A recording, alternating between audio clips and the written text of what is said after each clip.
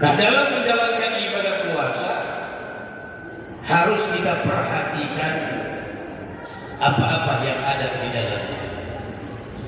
Jangan sampai puasa kita cuma nahan lapar haus doang. Jangan sampai puasa kita yang termaktub dalam hadis baginda Nabi Muhammad sallallahu alaihi wasallam, kam min sha'imin laisa lahu min siyamihi illa al-ju' wal 'atash. Kata Rasulullah, berapa banyak orang yang berpuasa enggak dapat apa-apa dari puasanya, yang dia dapat cuma lapar sama haus.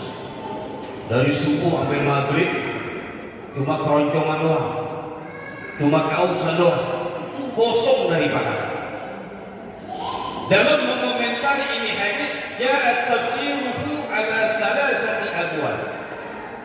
Ada datang keterangan tentang ini hadis, 3 pendapat para ulama. Berapa banyak orang yang berpuasa tidak mendapatkan apa-apa dari puasanya, yang dia dapat cuma lapar dan haus. Keterangan pertama, ulama yang mengatakan annahu la yatruku muhbitati shaum. Ini orang puasa tapi tidak meninggalkan perkara-perkara yang bisa membatalkan pahala puasa. Al-ghibah wal namimah wal kadhib wal nazar bisyahwah wal yaminul kadhibah. Yang pertama, modelnya yang orang puasa cuma dapat lapar dan haus saja, dikatakan ini orang puasa tapi tidak meninggalkan perkara-perkara yang membatalkan pahala puasa.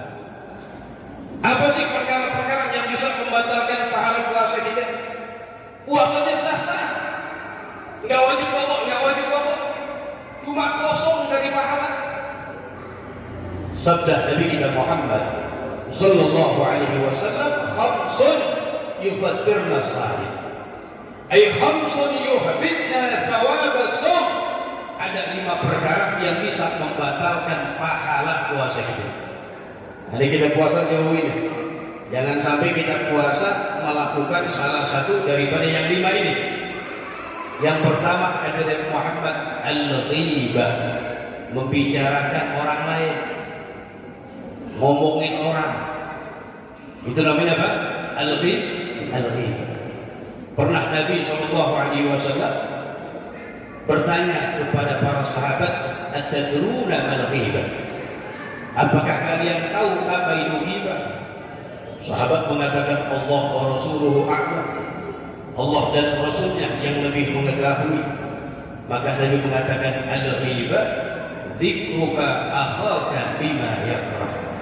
Yang dimaksud dengan ghibah adalah engkau berbicara tentang saudara kamu yang apabila dia mendengarnya dia akan marah. Kita ngomongin orang, kalau dia dengar marah, itu namanya apa? Ghibah. Dan ghibah sepakat para ulama termasuk dosa. Wa qala katsirun, bahkan banyak pendapat para ulama, minal kabirah, termasuk daripada dosa besar. Bahkan Al-Imam Al-Qurtubi, Al-Mufassir wa ghairuhu, dan selain dari para ulama, banyak yang berpendapat mengatakan annal ghibata minal kabirah, bahwasanya menggibah, ngomongin orang termasuk dosa besar. Kenapa? Bima fihi minal wa'id syadid, karena ada ancaman yang sangat keras dalam Al-Qur'an. Jadi hati-hati, ngomongin orang paling enak, betul. Ya makan daging kan begitu. Memang ditashbih diserupai oleh Allah dalam Al-Qur'an. Orang yang membicarakan orang lain, kata Allah, bagaikan seperti orang yang memakan bangkai saudaranya yang muslim. Dalam Al-Qur'an disebutkan, faqala ta'ala, wa la yaktab ba'dukum ba'dha ayuhibbu ahadukum an yakula lahma akhihi maitan fakarihtum. Jangan mengunjing di antara kalian satu sama lain. Kata Allah, orang yang membicarakan saudaranya yang muslim sama seperti memakan bangkai saudaranya, padahal masih dia.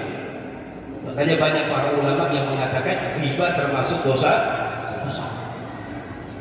Pernah di zaman Nabi kita Muhammad Sallallahu Alaihi Wasallam, ini hadis yang diriwayatkan oleh sahabat Jabir bin Abdullah.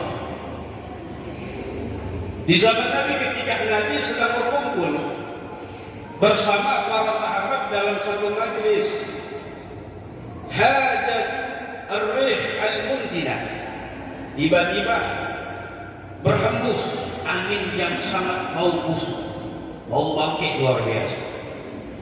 Sahabat bilang kepada Rasulullah, ya Rasulullah, ma ashadda nadda hadhihi ar-rih.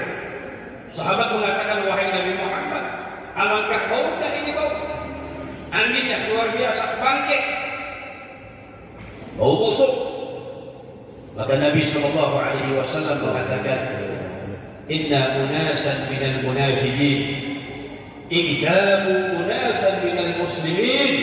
Kata Rasulullah di sana, ada orang-orang munafik sedang membicarakan orang-orang Islam. Orang-orang munafik di sana, kata Nabi Muhammad, sedang ngomongin orang-orang Islam. Sehingga hajat ar-rih al-mundinah al-khabisah, sehingga angin berhembus yang sangat bau seperti daripada baunya bangkit. Jadi orang-orang munafik sedang gibahin, membicarakan daripada orang Islam. Itu pernah terjadi di zaman Nabi kita Muhammad Sallallahu Alaihi Wasallam. Dan orang membicarakan orang lain, ini dia seperti mentransfer, mengirim pahalanya dia buat orang yang dia bicarakan. Ente ngomongin orang, ini ente lagi transfernya, pahala ente yang ente kerjain buat orang yang ente omongin. Disebutkan dalam kitab Tanbihul Muqtarid, diceritakan oleh Abu Umamah, dikatakan bahwasanya nanti di hari kiamat ada seorang hamba diberikan oleh Allah Subhanahu wa taala amal-amal lembaran, amal-amal ibadahnya dia. Dia baca, dia lihat, fayara fihi hasanat lam ya'malha. Dia melihat ada lembaran-lembaran yang begitu banyak, yang begitu hebat dari amal-amal soleh yang belum pernah dia kerjain. Dia bingung ya orang. Dia tanya, ya Rabb, ya Allah, ini amal siapa ini? Saya nggak kerjain ini amal. Maka Allah Subhanahu wa taala berfirman kepada orang tersebut, itu amal adalah transferan dari orang-orang yang menggibahi kamu, wa anta la tashur, dan engkau tidak merasa. Jadi hati-hati, kita membicarakan orang lain sama kita lagi ngirim pahala kita buat dia. Makanya Imam Hasan Al-Basri, beliau kalau ada orang yang membicarakan dia, dipulang ke rumah, ngapain? Diambil dulu satu nampan manisan, dibawain ke rumah orang yang membicarakan dia. Dibilang apa? Jazakumullah khair, ya, terima kasih banyak, dibilang, engkau telah mengirim pahala kamu buat saya. Nah, sebagai balasannya adalah halwa satu nampan. Nah, kita juga begitu. Kalau ada orang yang ngomong itu, kok marah? Ya, kita beli jajanan apa enggak ya? Ini kasih dia, jazakumullah, kita udah kirim pahala itu buat nanti. Begitu. Makanya dalam satu ungkapan Al-Imam Hasan Al-Basri mengatakan apa? Dia bilang ini, kalau mesti saya membicarakan orang lain, maka yang saya akan bicarakan, yang saya akan gibahkan, omongin orang tua saya. Bingung nggak itu? Kalau mesti saya membicarakan orang lain, menggibahkan orang lain, maka yang saya akan bicarakan orang tua saya. Yang saya omongin orang tua saya. Kenapa? Karena mereka orang-orang yang lebih berhak untuk mendapatkan dari pahala saya. Ada begitu. Artinya apa? Jangan kita bicarakan orang lain. Karena secara langsung apa? Yang tadi dosa besar. Yang kedua, kita mentransfer pahala kita buat orang yang kita ngomongin. Dia mungkin. Jangan jadi orang yang bangkrut. Alhamdulillah. Itu yang pertama. Kita puasa ngomongin orang habis puasa kita. Yang kedua kata Rasulullah, yang bisa membatalkan pahala puasa kita al-kadzib, berdusta. Bahasa kita apa? Ngibul, bohongin orang. Nggak hati-hati. Al-Imam Al-Haddad dalam kitab An-Nasaih Ad-Diniyah wal Wasaya Al-Imaniyah, beliau mengatakan dengan keras, wa ismul kadzib azim, dosanya berdusta kata Imam Haddad sangat besar sekali. Bahkan wa huwa munajidun lil iman, bohong bisa mencabut keimanan seseorang. Kata Imam Haddad, wa huwa munajidun lil iman, berdusta, bohong bisa mencabut keimanan seseorang. Kenapa? Karena Allah berfirman dalam Al-Quran, faqala ta'ala, innama yaftaril kadzib alladzina la yu'minuna bi ayatillah. Sesungguhnya orang-orang yang berbuat bohong adalah orang-orang yang tidak beriman dengan ayat-ayat Allah Subhanahu wa ta'ala. Makanya kata Imam Haddad, awas, berbohong dosanya besar, bisa mencabut keimanan seseorang.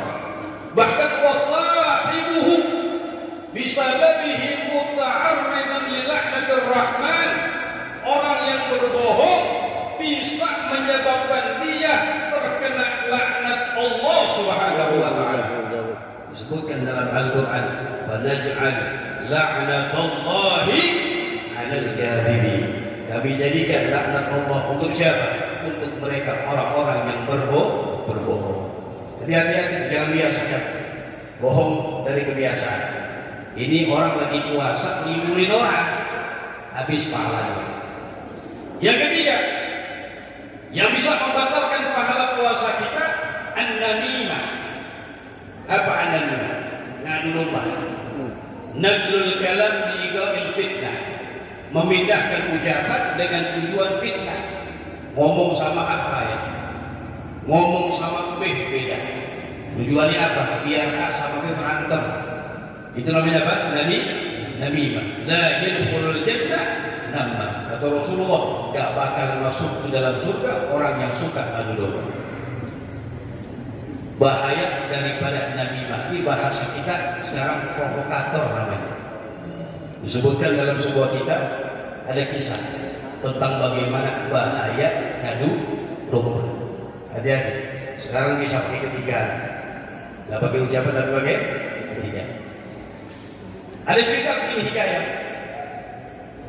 Ada seorang zaman dahulu jual budak. Dia punya budak, budaknya rajin, badannya keker. Biasanya budak kalau rajin badan keker harganya mahal gitu. Tapi sama pemiliknya jualnya murah. Dijual dengan harga murah. Karena pemiliknya tahu ini budak saya, meskipun masih muda, badannya keker, kerjanya rajin, punya satu penyakit. Apa penyakitnya? Penyakitnya demen banget doyan ngadu orang. Provokator namanya budaknya. Nah, pemiliknya kuat dijual aja lah biar selamat. Akhirnya ke pasar dijual. Kebetulan yang datang orang yang suka murahan. Ini pemiliknya jujur, ini saya budak saya jual murah sebab ada aibnya, bukan ngadu domba orang. Susah dibilang. Jadi pembelinya udah nggak apa-apa dah, yang penting wah budaknya masih muda, kerjanya rajin. Dibeli dengan harga yang murah, yang seharusnya 100 juta, 50 juta bisa. Dibawa pulang dah budaknya. Hari pertama, hari kedua, majikannya lihat pintu rumahnya, halamannya rapi luar biasa. Emang rajin itu kan? Hari ketiga sama, keempat, sampai pemilik kedua bilang, ini pemilik pertama butuh banget ini. Budak yang rajin begini dijual dengan harga murah. Penyakitnya belum kampuh nih. Apa penyakitnya? Tukang ngadu domba. Mulai seminggu, penyakitnya kampuh nih. Suaminya daripada majikan perempuannya lagi keluar, di budak bilang begini, Bu, ada apa? Dia bilang, saya mengabarkan kepada ibu berita penting juga. Berita penting. Berita apa? Begini Bu, saya dengar-dengar Bu, Bapak ada rencana mau kawin lagi Bu. Bapak ada rencana pengen kawin. Saya dengar Bu, udah bosan sama ibu katanya. Dia majikan perempuan yang benar Bu. Iya betul. Saya nggak percaya saya. Ya sekarang saya bilang. Cuma yang khawatir Bu, saya biar udah kayak begini, saya punya jampe-jampe gitu. Nanti saya jampe-jampe ini Bapak, udah dah cinta lengket sama ibu dah kemana-mana. Tapi ada caranya. Caranya gimana? Perempuan nurut aja dia. Takut kehilangan laginya. Gampang dia bilang. Ntar malam, pas Bapak lagi tidur, ibu ambil rambutnya gunting 3 helai itu. Besok pagi bawa ke saya baca-baca aja. Udah Bapak kalau ibu dah. Gak mana-mana lagi udah. Oh gitu aja. Iya gitu. Selesai. Sebelum majikan yang laki pulang, ibu udah nunggu di gang nih. Pak, saya mau ngomong sama Bapak. Ada apa nih Pak? Penting nih Pak. Ya, ngomong apa? Saya dengar Pak, ibu ada rencana pengen ninggalin Bapak. Udah gak cinta lagi sama Bapak dia bilang. Bahkan ada rencana pengen lari sama laki-laki lain. Jangan fitnah kamu. Benar Pak. Kalau Bapak percaya ya sekarang. Gak percaya udah dia bilang. Akhirnya pikiran juga. Bahkan ada rencana Pak ntar malam, pas Bapak lagi tidur, ibu pengen rencana bunuh Bapak. Wah, itu serem banget ya. Orang dibilang begini dulu gimana? Pikiran juga betul ya. Akhirnya udah tiba malam hari. Ini suaminya bingung juga pikiran. Jangan-jangan dia omongan budak betul ya. Mau dibunuh suami di gua gitu. Akhirnya lakinya pura-pura tidur. Pura-pura tidur. Beneran ya tengah malam. Bininya pegang gunting. Suaminya dideketin. Palanya yang pegang. Ada suami gak bener nih budak. Gue mau dibunuh bini gue gitu. Rencana jahat. Akhirnya istrinya mendekat. Padahal apa itu? Pengen gunting? 3 helai. Udah mendekat pegang gunting, guntingnya diambil. Ini ibunya ditusuk sama suaminya. Akhirnya meninggal. Geger kampung.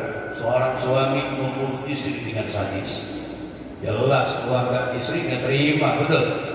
Akhirnya dikeroyok, akhirnya mati juga ada suaminya. Mati dua-duanya. Keluarga suami juga nggak terima, aku pengen keroyok kayak begitu bilang. Akhirnya yang tadinya besanan perang gara-gara fitnah. Nama makanya dia mengatakan la yadkhulul jannah nama nggak bakal masuk ke dalam surga orang yang suka mengadu domba.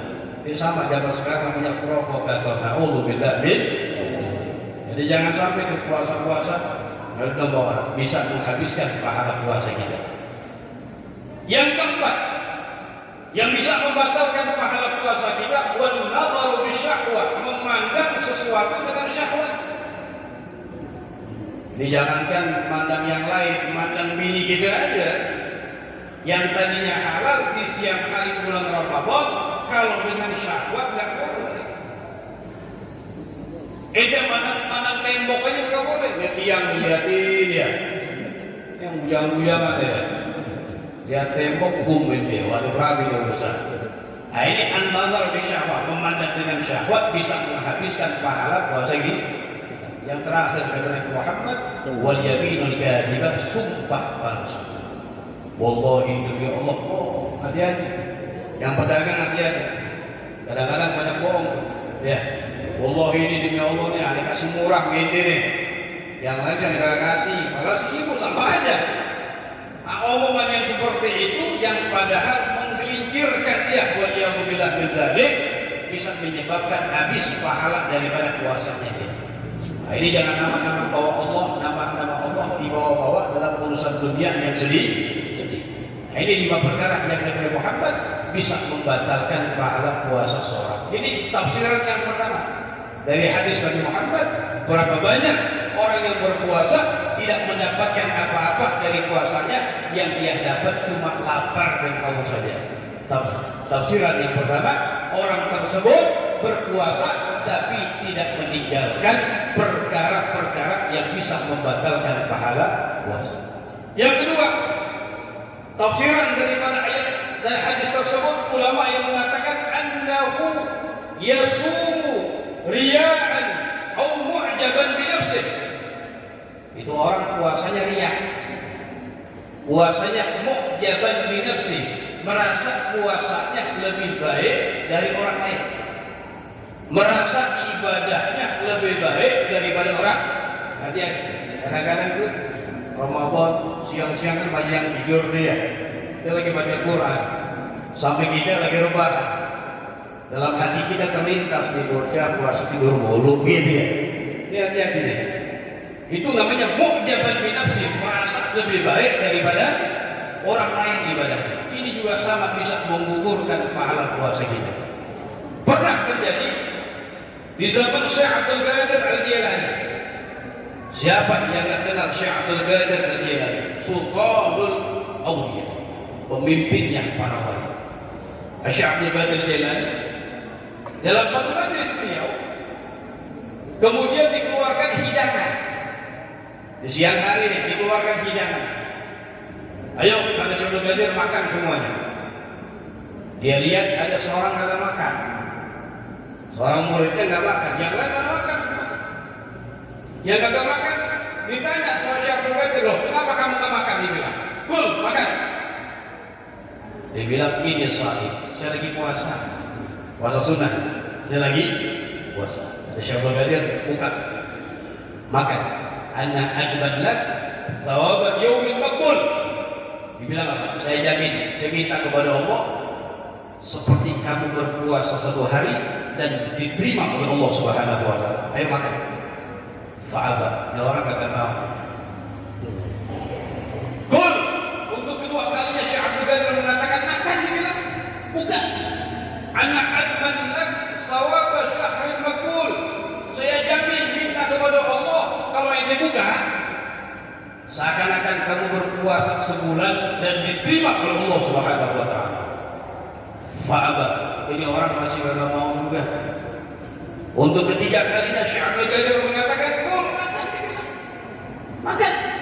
Ana adman lak sawaba sanah qabula." Saya minta jamin kepada Allah, minta kepada Allah kalau kamu buka, saya minta kepada Allah seakan-akan kamu berpuasa setahun dan diterima oleh Allah Subhanahu wa taala. Dia ngomong Sultanul Auliya ini.